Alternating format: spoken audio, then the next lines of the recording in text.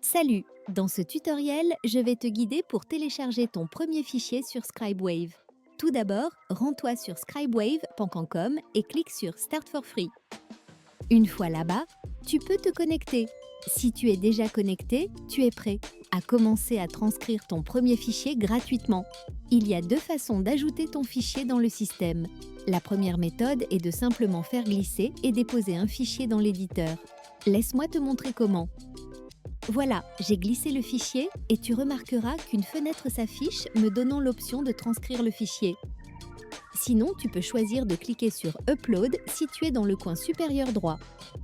Une fois que tu cliques sur Upload, tu devras sélectionner la langue de ton audio et ensuite tu auras quelques choix à faire. D'abord, tu peux renommer ton fichier. Par exemple, j'ai nommé le mien Interview Red Hot Chili Peppers.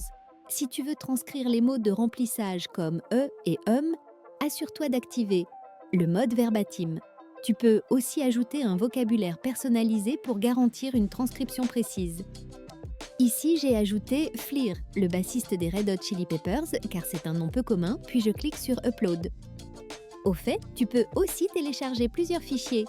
Une fois téléchargée, la transcription sera traitée, ce qui prend généralement environ 1 minute. Lorsqu'elle est prête, tu peux cliquer dessus pour l'éditer ou l'écouter. Tu peux cliquer. Pendant que tu édites, tu remarqueras que différents locuteurs sont identifiés. Tu peux cliquer sur le nom d'un locuteur pour le changer si nécessaire. Tu peux facilement lire l'audio pour suivre le texte. N'hésite pas à éditer comme tu le souhaites. Par exemple, tu pourrais vouloir placer un « e » entre crochets. Chaque mot est synchronisé avec le temps, te permettant d'ajuster la vitesse de lecture, disons à 1/4, pour réviser efficacement la transcription.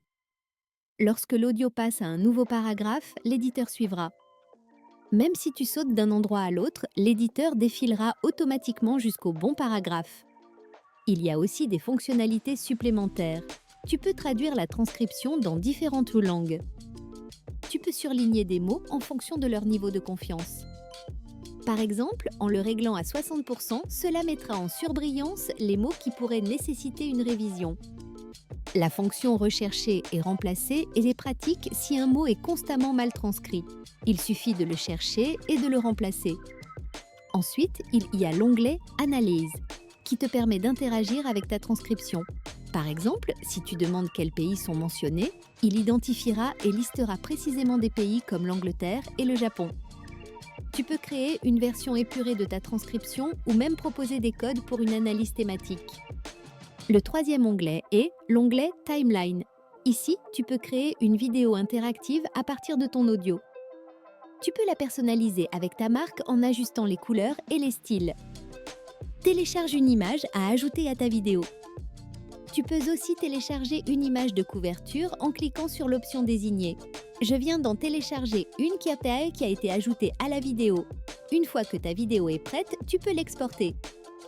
Choisis ton format préféré, comme un format carré, puis télécharge ta vidéo. Et voilà, ce sont les fonctionnalités de base de Scribewave.